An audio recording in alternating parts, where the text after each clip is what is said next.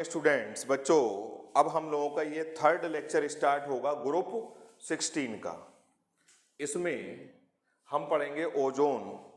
Ozone में ozone होता क्या है? O3 it is an allotropic form of oxygen.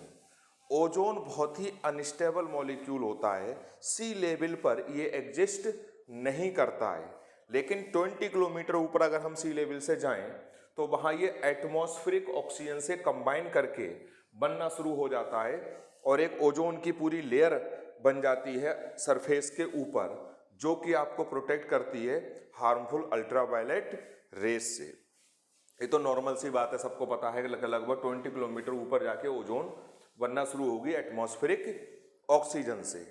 इसकी प्रिपरेशन कैसी होती है? ऑक्सीजन है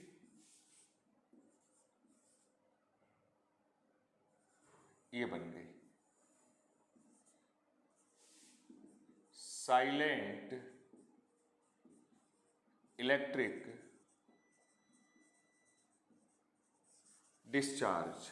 साइलेंट इलेक्ट्रिक डिस्चार्ज का मतलब करंट का फ्लो करवाओगे और इतना स्लो करवाओगे कि स्पार्किंग ना हो।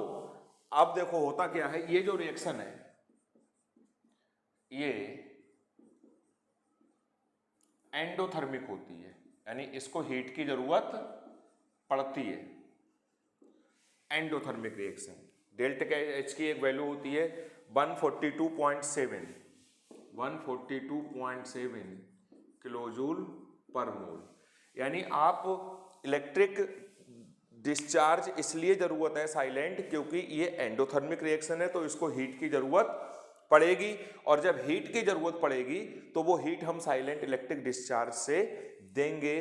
ज्यादा हीट अगर हम ज्यादा इलेक्ट्रिक डिस्चार्ज करवा दिया तो जो हीट जनरेट होगी वो इस बनी हुई ओजोन को भी फिर से डिकम्पोज कर देगी ऑक्सीजन में, और इस रिएक्शन की यील्ड कम और लगभग जीरो हो जाएगी। इसलिए बड़ा ध्यान रखना है, साइलेंट इलेक्ट्रिक डिस्चार्ज ही करवाना है। साइलेंट इसलिए कहने का मतलब है कि एंडोथर्मिक रिएक्शन है तो थोड़ी थोड़ी हीट कॉन्टिन्यूसली हम उसको प्रोवाइड करवाते रहेंगे। अगर आपने ज्यादा हीट प्रोवाइड करवा दी तो ये डिकम्पोज हो जाएगी, क्योंकि ओजोन थर्मोडायनामिकली अनस्टेबल है। और जब ओजोन डिकम्पोज होती है तो बनाती है ये गैस। अब देखो बच्चों, ये जो गैस है, ये रिएक्शन है वो कैसी है? एक्सोथर्मिक। ओजोन का डिकम्पोजिशन एक्सोथर्मिक होता है, यानी डेल्टा एच की वैल्यू क्या होती है? नेगेटिव। अच्छा, यहां पर गैस के 2 मॉलिक्यूल हैं और यहां पर 3 मॉलिक्यूल हैं, तो एंट्रोपी बढ़ी। एंट्रोपी, गैस के जब मॉलिक्यूल्स बढ़ते हैं तो एंट्रोपी बढ़ती है, यानी delta S change in entropy कैसा है? पॉजिटिव है। जिस टेम्परेचर पे भी ये हो रहा होगा, अब देखो बच्चों, delta G equal to delta H minus T delta S, ये नेगेटिव है। टेम्परेचर केल्विन में है तो पॉजिटिव होगा, पक्का है। डेल्टा एस की वैल्यू भी क्या है? पॉजिटिव, यानी ये पूरी टर्म पॉजिटिव आएगी और इससे पहले नेगेटिव लगा हुआ है और ये भी नेगेटिव, यानी डेल्टा जी की वैल्यू क्या आएगी? नेगेटिव। और डेल्टा जी नेगेटिव तो रिएक्शन स्पॉन्टेनियस। रिएक्शन स्पॉन्टेनियस बहुत इंपॉर्टेंट पार्ट है कि thermodynamically ozone is unstable because it decomposes to give oxygen. During this decomposition entropy change is positive and decomposition of ozone is exothermic, यानी delta H भी negative है, delta S positive है, जिस वजह से delta G की value बहुत ज़्यादा लार्ज नेगेटिव आएगी। और जब डेल्टा G नेगेटिव तो रिएक्शन स्पॉन्टेनियस, यानी थर्मोडायनामिकली ओजोन अनस्टेबल है और ये फैक्टर्स उसको फेवर कर रहे हैं। ऐसे प्रिपेयर होगी। अब देखो बाकी जो इसकी प्रॉपर्टीज हैं बच्चों वो बहुत आसान है। ऑक्सीडाइजिंग एजेंट की तरह बिहेव करता है, क्योंकि जब ये डिकम्पोज होती है तो नेसेंट ऑक्सीजन निकलती है। अब जब डिकम्पोज होगी तो जैसे ये PbS है, लेड सल्फाइड, ओजोन डिकम्पोज होगी और बन जाएगा Pb SO4 plus 4O2। Similarly ZnS बन जाएगा ZnSO4 प्लस 4O2। इस ढंग से ये ऑक्सीडाइजिंग एजेंट की रिएक्शन है। रिएक्शन विद KI सॉल्यूशन बहुत इंपॉर्टेंट है। रिएक्शन विद KI सॉल्यूशन, इस रिएक्शन में बच्चों आयोडीन लिबरेट होगी। वो आयोडीन सोडियम थायोसल्फेट से टाइट्रेट करवाई जाती है और एस्टिमेशन ऑफ ओजोन में वो रिएक्शन यूज होती है। जब KI से रिएक्शन होगी तो KI प्लस O3 और KI का सोल्यूशन है ये हो गई। ये टाइट्रेशन में बहुत यूज होगी। यहां से तो I2 निकल जाएगा और बनेगा 2KOH, I2 plus 2KOH plus O2। यहां से एक O निकला और एक O ये और 2K ये और 2H और ये I2 और ये O3 में से O निकल गया तो O2 बचा। ये जो आयोडीन लिबरेट हो रही है ये सोडियम थायोसल्फेट से टाइट्रेशन में यूज होती है, ठीक है, और ओजोन के एस्टिमेशन में ये रिएक्शन यूज होगी। नेक्स्ट है oxidising property. Vegetable colouring materials जो भी होते हैं उनको ये जो नेसेंट ऑक्सीजन है ओजोन के डिकम्पोजिशन से O2 प्लस O बनेगा, ये O इसको वेजिटेबल कलरलेस मैटर में कन्वर्ट कर देगी। यानी ओजोन ऑक्सीडाइजिंग एजेंट भी होता है, ब्लीचिंग एजेंट भी होता है और बाकी प्रॉपर्टी और यूजेज आप खुद कर लोगे। जनरली जो क्राउडेड प्लेस होते हैं जहाँ पे बहुत भीड़ होती है, जैसे PBR समझ लो, उसमें कुछ टाइम के बाद हल्की सी ओजोन गैस ऊपर छोड़ दी जाती है। वो ओजोन डिकम्पोज होके O2 में कन्वर्ट हो जाती है और वहाँ पर जो ऑक्सीजन की डेफिशिएंसी है वो कम हो जाएगी। तो जो बहुत ज़्यादा क्राउडेड प्लेस है वहाँ पर ये सफोकेशन दूर करने के लिए यूज करी जाती है, लेकिन बहुत ज़्यादा इसकी परसेंटेज नहीं होनी चाहिए। जब ओजोन 400 ppm से यानी 400 पार्ट्स पर मिलियन से जब इसकी कंसंट्रेशन बच्चों ज़्यादा हो जाती है तो फिर वो हमारे लिए हार्मफुल हो जाएगी। 100 ppm से मतलब जब इसकी कंसंट्रेशन अगर 100 ppm से ज़्यादा हो जाएगी तो हार्मफुल होगी। 400 मैंने गलत बोल दिया था, वो 100 ppm है। अब आता है बच्चों नेक्स्ट, सबसे इंपॉर्टेंट है कॉन्टैक्ट प्रोसेस। H2SO4 की मैन्युफैक्चरिंग होगी इस प्रोसेस से, ठीक है। तो मैन्युफैक्चरिंग है वो पढ़ा रहा हूँ। प्रॉपर्टीज मैं आपको नोट्स भेज दूंगा, बहुत सिंपल सी प्रॉपर्टी है। H2SO4 की एसिडिक नेचर होता है, डिहाइड्रेटिंग एजेंट होता है, ऑक्सीडाइजिंग नेचर होता है, रिएक्शन विद मेटल्स होती हैं, वो आप खुद करोगे और समझ में आ जाएंगे। ये CBSE बोर्ड में इस साल नहीं है, इससे पहले हुआ करता था। ISC बोर्ड में ये इसी साल है। इसमें क्या है बच्चों सल्फर को एयर में जलाते हैं और कौन सी गैस बनाते हैं? SO2। पहला स्टेप तो ये है। सल्फर जलाओगे या सल्फर का कोई कंपाउंड जैसे FeS2, ये बन जाएगा 8SO2 plus 2Fe2O3।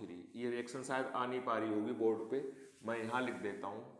FeS2 4 plus 11O2 2Fe2O3 plus 8SO2। Sulphur को ऐसे बनाओगे, या तो सल्फर को डायरेक्ट SO2 गैस को बनाओगे, या तो डायरेक्ट सल्फर का कंबसन करवा दो, या सल्फर कंटेनिंग कंपाउंड्स का। सेकेंड स्टेप में ये जो SO2 गैस है इसका ऑक्सीडेशन करवाओगे और कैटलिस्ट वेनाडियम पेंटाऑक्साइड, ये गैस है, ये जो कैटलिस्ट है ये हेट्रोजीनियस है, बन जाएगा 2SO3 यानी SO3 सल्फर ट्राईऑक्साइड गैस बन गई। अब इस सल्फर ट्राईऑक्साइड गैस को H2SO4 कंसंट्रेट में कर लोगे एब्जॉर्ब, ये तो थोड़ा सा ये लेबोरेटरी में बना लिया। अब इनको ऐड कर दो H2S2O7, ये बना ओलियम।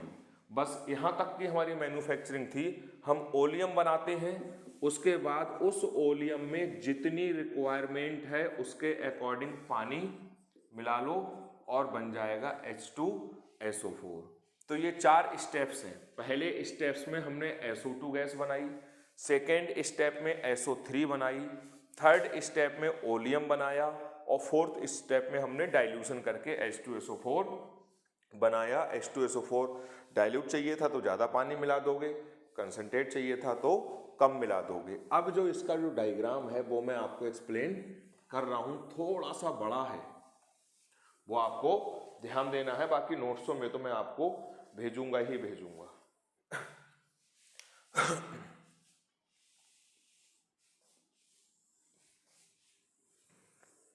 ये देखो बच्चों, सबसे पहले हम यहां पर सल्फर या सल्फर के किसी कंपाउंड को का कंबसन करवाते हैं। ये बर्नर है,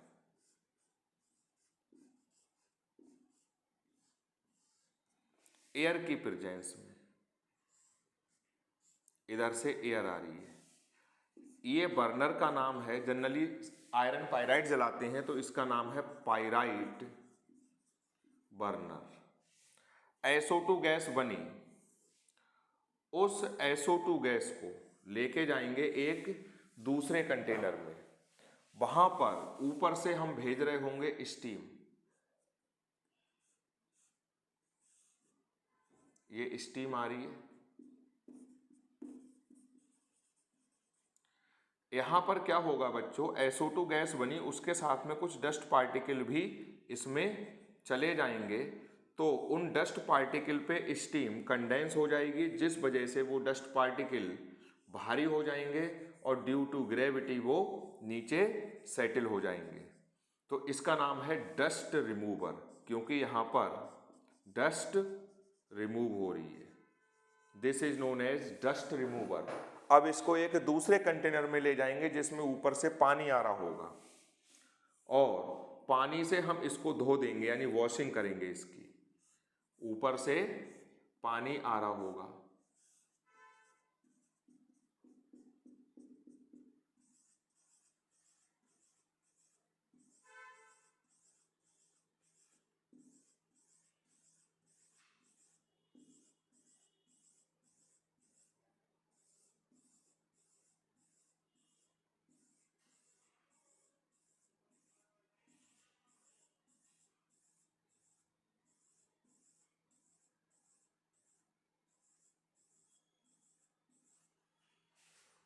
SO2 गैस हमने इधर से भेजी,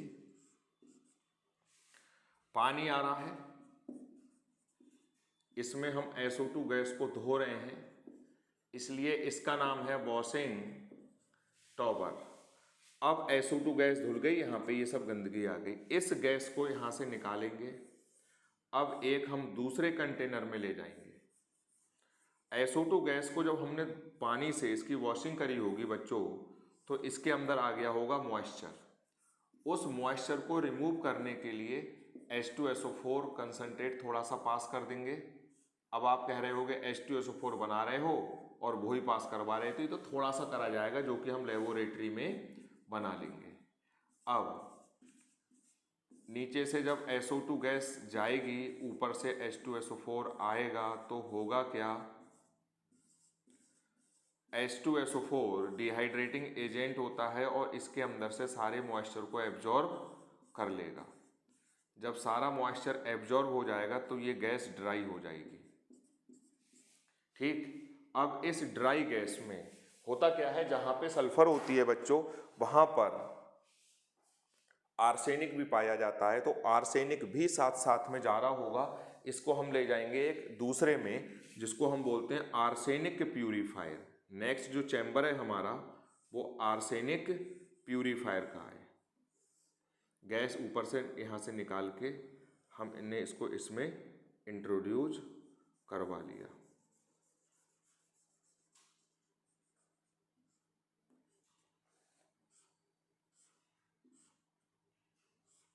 यहाँ पे रखा हुआ है hydrated ferric oxide,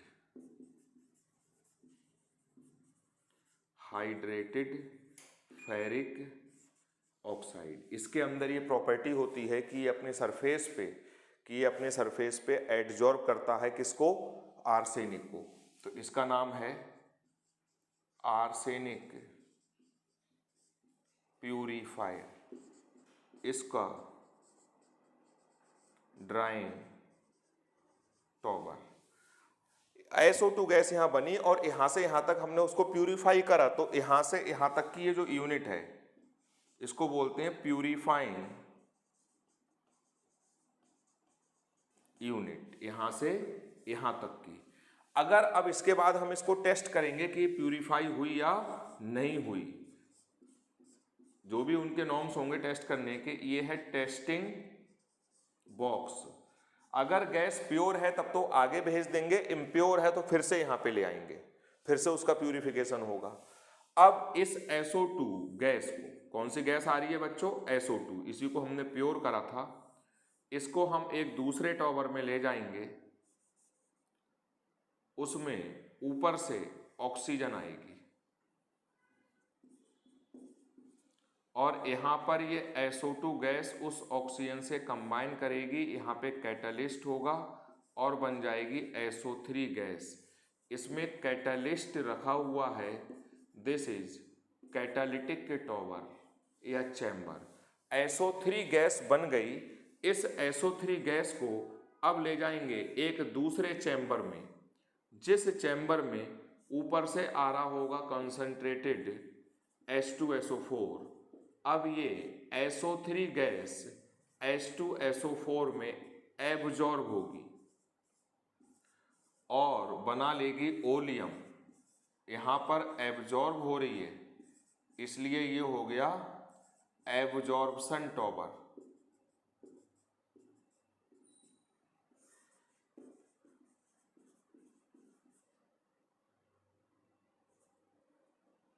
absorption tower. अब यहां पर ये बन गया ओलियम।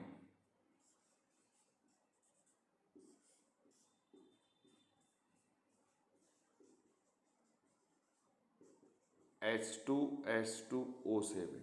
अब इसमें जितना चाहो कंसंट्रेशन वाला उस ओलियम में पानी मिला मिला के वो कर लोगे। तो ये कॉन्सेप्ट था बच्चों। सबसे पहले हमने सल्फर को जलाया इसमें पाइराइट बर्नर में, तो रिएक्शन ये हुई, SO2 गैस बनी। फिर इस SO2 गैस को यहाँ से लेके यहाँ तक हमने प्यूरिफाई करा, टेस्ट करा, प्योर है तो आगे भेज दिया, अदरवाइज फिर से उसको यहीं पे इंट्रोड्यूस करवा दिया। SO2 का यहाँ पर ऑक्सीडेशन हुआ, ऑक्सीडाइजिंग एजेंट है B2O5। फिर इस SO3 में हमने एब्जॉर्ब करवाया H2SO4, तो बन जाएगा H2S2O7 ओलियम। यही ओलियम बन के पैक होके चला गया। बस जो मैन्युफैक्चरिंग हमको मेन करवानी थी वो ओलियम की ही करवानी थी। तो ये था हमारा कॉन्टैक्ट प्रोसेस। इसकी कुछ प्रॉपर्टी हैं वो मैं आपको एक्सप्लेन कर दूंगा, बाकी तो ये डायग्राम मैं आपको नोट्सों में भी सेंड कर रहा हूँ, फिर भी यहाँ पे देख लेना। अब ऑक्सीडाइजिंग प्रॉपर्टी में ये तो हमको पता है बच्चों, ये स्ट्रॉन्ग एसिड होता है। ये बहुत, मैं एक दो प्रॉपर्टी डिस्कस कर रहा हूँ, बाकी आप नोट्स में से खुद कर लोगे। और हमारा 16 ग्रुप टॉपिक आज फिनिश हो गया।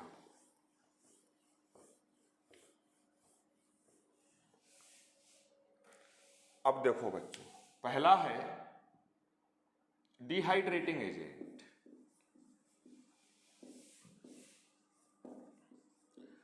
ये दूसरे कंपाउंड में से वाटर को एब्जॉर्ब करेगा, इसलिए ये डिहाइड्रेटिंग एजेंट होता है। जैसे शुगर में अगर हम ये डाल दें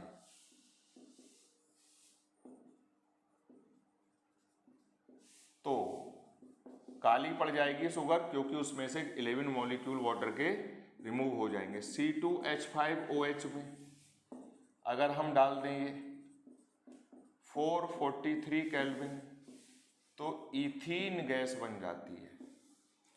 फॉर्मिक एसिड में अगर ये डाल दें तो कार्बन मोनोऑक्साइड गैस बन जाती है। ऑक्जेलिक एसिड, ये बहुत इंपॉर्टेंट रिएक्शन है, में अगर ये डाल दें तो दोनों गैसें बन जाती हैं, कार्बन मोनोऑक्साइड, और ये डिहाइड्रेशन हो गया। ये तो डिहाइड्रेशन वाली प्रॉपर्टी थी। ऑक्सीडाइजिंग एजेंट भी होता है, क्योंकि इसके अंदर सल्फर +6 ऑक्सीडेशन स्टेट में होती है, तो +6 से हमेशा ऑक्सीडेशन स्टेट अब कम ही होगी, यानी इसका हमेशा रिडक्शन होगा, तो इसका मतलब ये ऑक्सीडाइजिंग एजेंट की तरह बिहेव करेगा। एसिडिक इसलिए होता है क्योंकि ये हाइड्रोनियम आयन देता है। हाइड्रोनियम आयन कहें या H+ कहें एक ही बात है, क्योंकि H+ एक्वस सोल्यूशन में H2O से जाके जुड़ जाएगा। H2SO4 ने H+ दिया और ये बनाया। इसका जो डिसोसिएशन कांस्टेंट है वो है Ka1। अब HSO4 में से रिमूव होगा दूसरा H+। जब दूसरा H+ रिमूव होगा, इसका डिसोसिएशन कांस्टेंट Ka2 है। जब इसमें से H+ रिमूव हो रहा होगा बच्चों, तो उस H+ को अट्रैक्ट करेगा ये नेगेटिव चार्ज, यानी यहां से रिमूवल ऑफ प्रोटॉन डिफिकल्ट है, तो यहां से कम H+ निकलेंगे, यानी ये कम एसिडिक होगा और H2SO4 ज्यादा। Ka1 इज ग्रेटर देन, बहुत बड़ा होता है किससे? Ka2 से। तो ये हमको ध्यान देना है। डिहाइड्रेटिंग एजेंट हो गया, एसिडिक नेचर हो गया। नेक्स्ट करोगे एक रिएक्शन विद मेटल्स है और एक ऑक्सीडाइजिंग एजेंट है। बाकी इसके यूजेज हैं बहुत सारे, डिहाइड्रेटिंग एजेंट की तरह है, और फर्टिलाइजर्स बनाने के लिए यूज होता है, लेबोरेटरी रिएजेंट की तरह यूज होता है, मेटलर्जी में यूज होता है, इलेक्ट्रो रिफाइनिंग में। अब यहाँ पर जो है कि इसकी विस्कोसिटी, क्वेश्चन आया हुआ है, बॉइलिंग पॉइंट बहुत ज़्यादा होता है। क्यों? क्योंकि इसमें हाइड्रोजन बॉन्डिंग होती है। हाइड्रोजन बॉन्डिंग कैसे होती है? ये H2SO4 का एक मॉलिक्यूल है, ठीक, दूसरा मॉलिक्यूल H2SO4 का ये है, ये इससे हाइड्रोजन बॉन्ड बन गया। हाइड्रोजन बॉन्ड में आपको बता चुका था, हाइड्रोजन बॉन्ड वाली कंडीशन फुलफिल हो रही है। हाइड्रोजन के इधर भी मोस्ट इलेक्ट्रोनेगेटिव और इधर भी। हाइड्रोजन बॉन्डिंग की वजह से इसकी विस्कोसिटी बहुत हाई होती है। विस्कोसिटी इसकी हाई होगी यानी फ्लो नहीं हो पाएगा, बॉइलिंग पॉइंट भी बहुत ज्यादा होगा। तो ये क्वेश्चन भी आ चुका है। तो यहां तक आप लोग करोगे रिवाइज, और रिवाइज करके नोट्स कंप्लीट करोगे। मैं आपको अभी नोट्स सेंड कर रहा हूं, इतना करोगे, हमारा 16 ग्रुप फिनिश हो गया। Thank you.